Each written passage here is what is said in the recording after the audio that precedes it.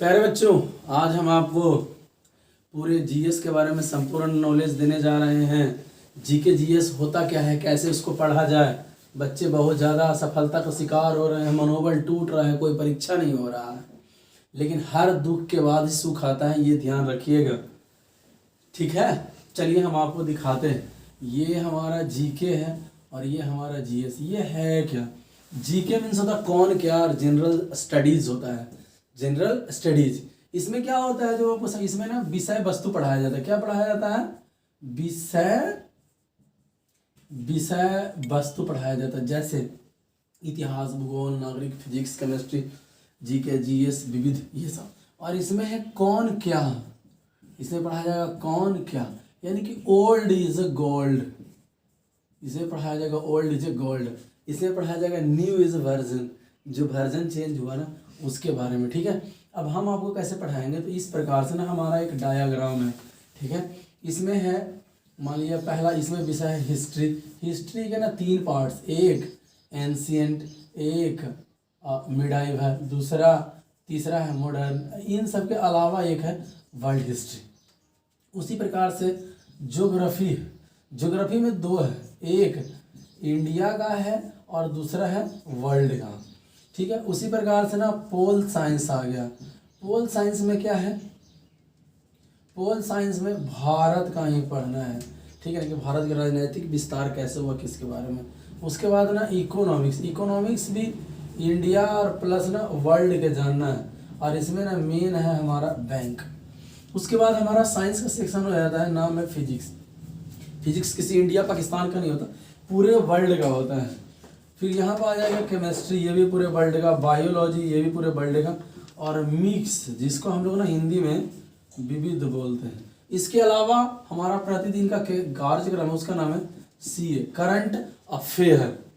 ये भी किसी वर्ल्ड का नहीं होता, पूरे दुनिया का, ब्रह्मांड का जानना होता है। ठीक है, आप लोग ना इसी को कहते हैं हम लोग जीएस। और इसी से जो क्वेश्चन उत्पन्न हो गया कि भारत के प्रथम राष्ट्रपति कौन है, ये जितने कौन वाला है सब ना करंट अफेयर के एक पार्ट्स है। ओल्ड करंट, न्यू करंट, यानी जीके। अब हम आपको बाय द वे हिस्ट्री के बारे में कुछ नमूने पेश करते हैं, आपको पढ़ाने का प्रयास करते हैं। यहाँ पे आपको दिखाते हैं कि हम आपको इस तरीके से पढ़ाएंगे। ये हो गया हमारा जीके और ये हो गया जीएस। ठीक है जी। उसके अलावा अब हम आपको ना पढ़ाएंगे किस प्रकार से, वो देखिए। हम इसको ना आपको बता रहे हैं, पूरा ढंग से समझिएगा। अगर हम हिस्ट्री शुरू कर दें, हिस्ट्री मीन्स इतिहास। ठीक है ना, तो इति और प्लस हास। इति का मतलब हो गया बीता हुआ कल, और हास मीन्स हो गया कहानी। अगर ये दोनों को जोड़ दें तो बीता हुआ कहानी, बीता हुआ कल की कहानी, जो आपके घर में आपकी नानी या दादी कहती है। आज सुनेंगे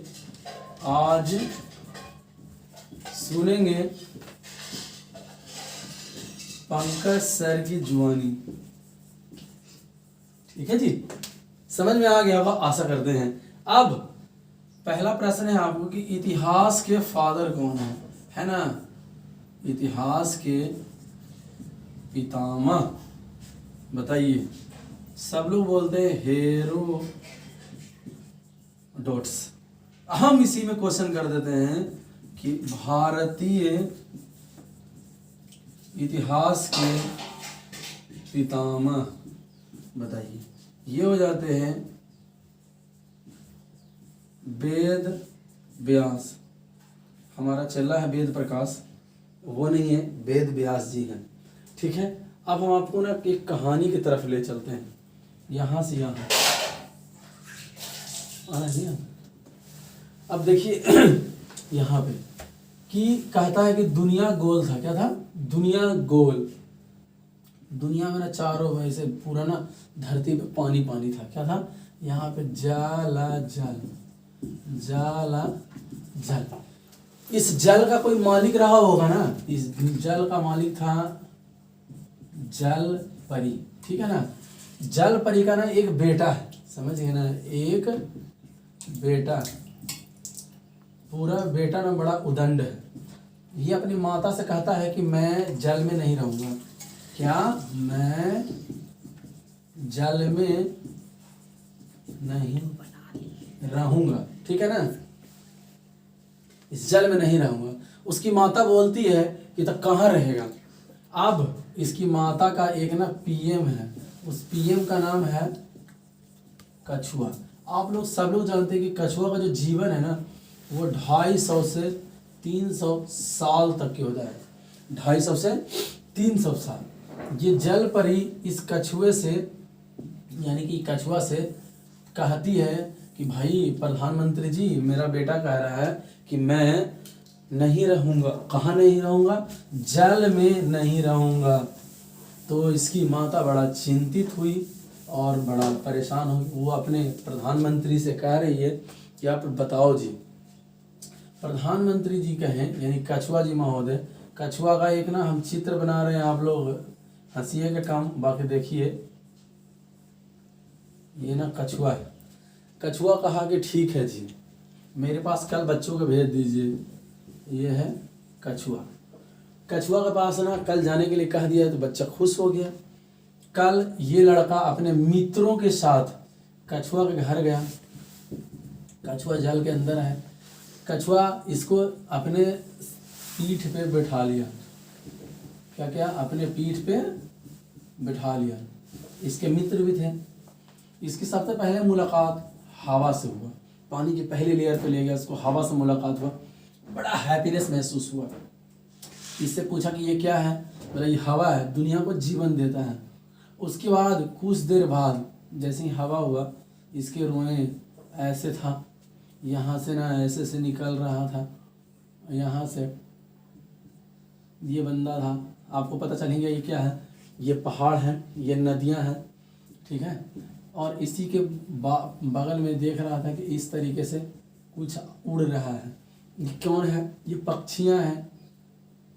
इससे बताया कि देखो सूरज निकलने वाला है, इसलिए पक्षियाँ इसको बुला रहा है। ये नदी में हवाएं के साथ साथ लहरें जा रही है, जो दिन प्रतिदिन के दिखाता है कि निरंतर हमें चलना चाहिए। यार अच्छा जी। अब ना कुछ समय बीता, इसके ढूंढने के लिए इन सबको यहाँ से आया तो देखा ऊपर है, वो भी गया, देखा बहुत धूप है, इसलिए वो ना वृक्ष लगा दिया। क्या लगा दिया?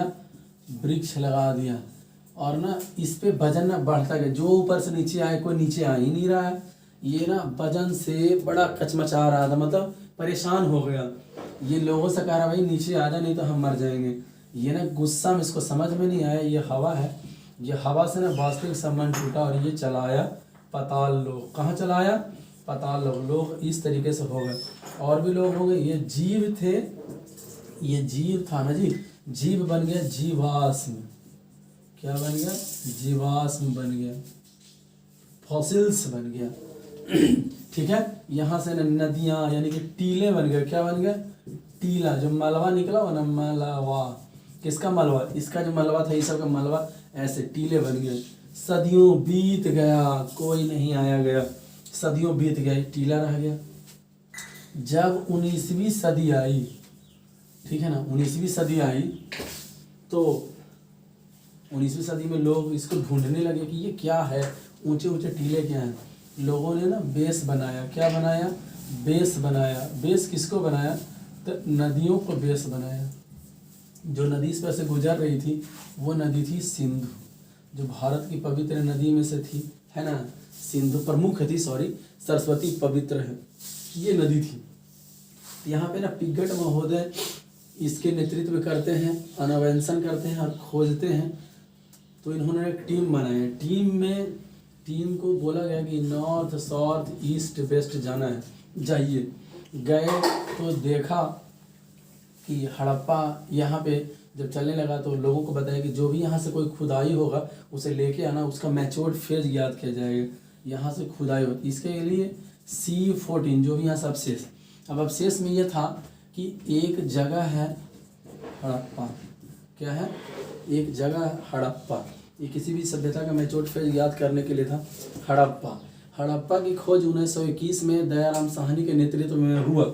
यह शहर वर्तमान के पाकिस्तान के पंजाब प्रांत के मोंटगोमरी जिले में रावी नदी के बाएं तट पर स्थित है। बायां माने खब्बा, है ना, सज्जदायन।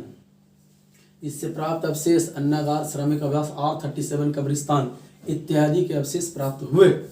मैं आपको यह आश्वासन दूंगा कि अगर आप मेरा वीडियो रेगुलर देखते हैं तो आपको जीएस ना धारा प्रवाह, इंग्लिश जैसे दुनिया बोलता है ना, वैसे आप ना जीएस बोलेंगे। और कोई भी चीज़ पूछा, जैसे पूछा हड़प्पा, तो हड़प्पा की खोज कब हुआ जी, तो 1921 में। किसने किया जी, तो दयाराम, कौन था, साहनी। ये कहाँ है जी, तो आप बता दीजिए, पाकिस्तान के माउंट में। अब देखिए 1921 में भारत आज़ाद नहीं होते, इसलिए ये हम बोल रहे हैं पाकिस्तान में, यानी कि भारत के पाकिस्तान और पाकिस्तान के पंजाब है, यानी कि जो दोनों जगह है ना, ये भारत में अविभाजित भारत की बात हो रही है।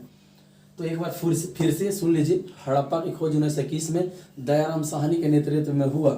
यह शहर वर्तमान के पाकिस्तान के पंजाब प्रांत के माउंट गोमरी जिले में रावी नदी के बाएं तट पर स्थित है।